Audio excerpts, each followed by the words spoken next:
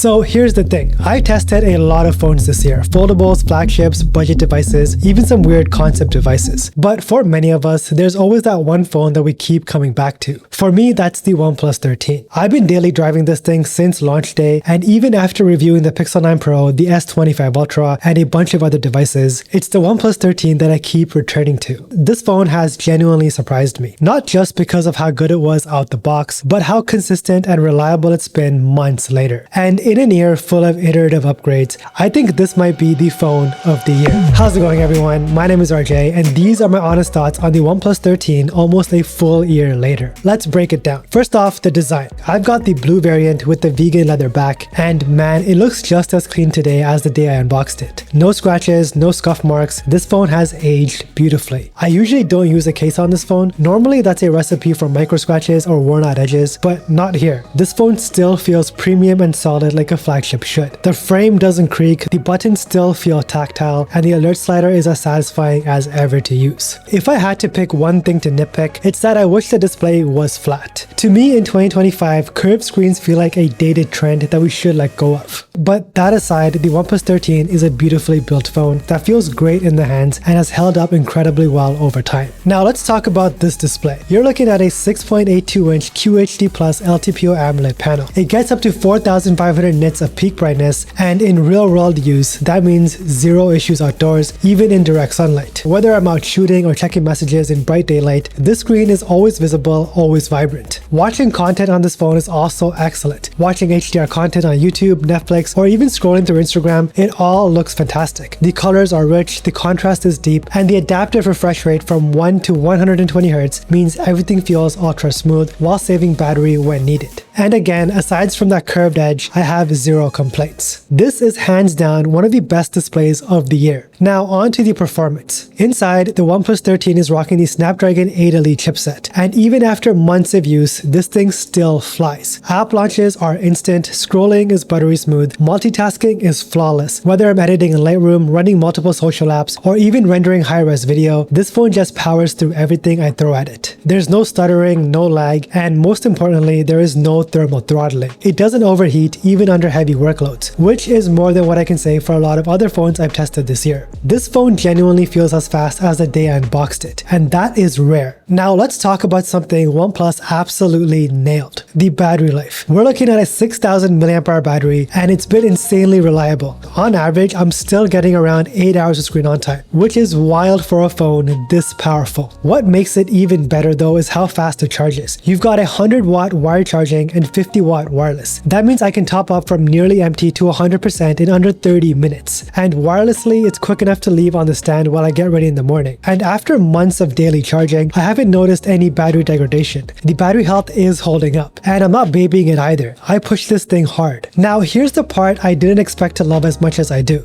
the cameras. The OnePlus 13 has a triple 50-megapixel Hasselblad camera system, a main, ultra-wide, and a periscope zoom. And this setup has delivered some of my favorite shots this year. Colors are natural without being flat, the dynamic range is excellent, the main sensor captures detailed, well-balanced shots in nearly all lighting conditions, and the telephoto, it's genuinely useful for portraits or zoom shots. Now, it's not perfect. If I had to nitpick, it'd be the video performance. Not that it's bad, but it still trails behind Samsung and Apple when it comes to stabilization, consistency, and low light performance for video recording. But when it comes to still images, I trust this phone more than anything else right now on the market. The crazy thing is, some of my favorite travel shots this year weren't taken on a DSLR or a mirrorless camera. They were shot on the OnePlus 13, and that says a lot. Now moving on to the software. I've said this before and I'll say it again. Oxygen OS 15 is underrated. It might not have the raw customization of something like Samsung's One UI, but what it does have is speed, polish, and just the right number of smart touches that make your daily experience feel fluid. Stuff like 3-finger swipe down for screenshot, that super clean Zen mode, or how the alert slider is still one of the most underrated hardware features in the Android world. These little things matter. And the crazy part is I haven't experienced a single bug or glitch in months. No app crashes, no weird reboots, it's just been consistent and stable. So long-term, Oxygen OS 15 feels clean, responsive, and intelligently layered with AI. And with 4 years of Android updates and 6 years of security patches, you're getting real longevity here, something OnePlus used to struggle with. If you want to flex with your tech in style, then check out these clothes made by Ansons. Have you ever put on something and you instantly felt like it was made for you? This is the Ansons Dogtown t-shirt, and it nails that perfect mix of vintage style and everyday comfort. The raw finish, the subtle detailing on the sleeves, this shirt's got character. And Ansons isn't just about t-shirts. These are the Hemingway trousers in midnight blue. Classic workwear cut, built to last, but tailored enough to look sharp whether you're at a shoot, on a trip, or grabbing a drink after. Then we have the cord cap coat in tan, a heavyweight corduroy with a modern fit. It works just as well over a tee as it does layered up in colder months. Every piece from Ansons feels intentional. High quality fabrics, timeless designs, and a style that's still going to look good years from now. And for my audience, you guys can grab 20% off your order with the code J20 at checkout. Or just click on the link in the description and it'll automatically apply the discount for you at checkout. Trust me, once you try Ansons, these are in your wardrobe for life. Next, let's talk about something most people overlook, but it does matter a lot in daily use: the haptics, the audio, and the call quality. Let's start with the haptics. They're excellent.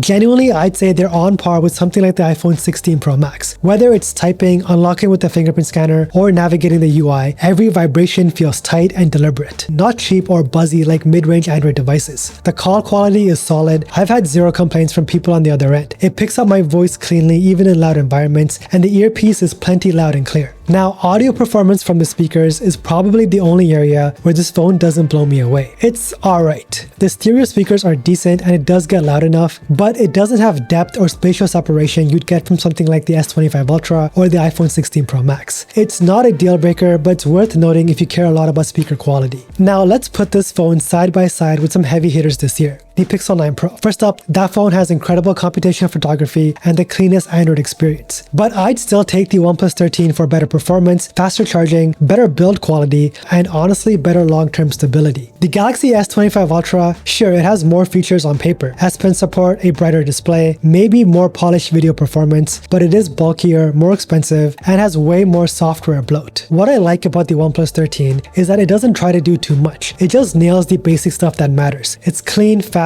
premium, and well balanced. It feels like it was built for people who actually use their phone for everything, not just to check specs. Now, before I wrap this up, let's address some concerns I've seen floating around in OnePlus 13 Reddit threads, forums, and comment sections. The first one that comes up a lot is inconsistent camera performance. Some users say they're getting over-sharpened photos or that the white balance sometimes skews too cool. In my experience, that can happen occasionally, especially in mixed lighting scenarios, but it's not a deal breaker. Most of the times the photos come out clean, detailed, and color accurate. But I will admit that low light consistency could use some fine tuning, and the selfie camera isn't flagship tier. The second concern is the AI gimmick fatigue. People are wondering if OnePlus is just tossing AI buzzwords to keep up with Samsung and Google. Honestly, I get it. But features like voice scribe and reframe actually work well and don't feel tacked on, unlike Samsung's Galaxy AI stuff that sometimes feels buried in the menus. OnePlus has kept it minimal and user-friendly. That said, I wouldn't buy this phone just for the AI. It's a nice bonus, but not a core reason to switch. Third, there's been some talk about app optimization and third-party bugs.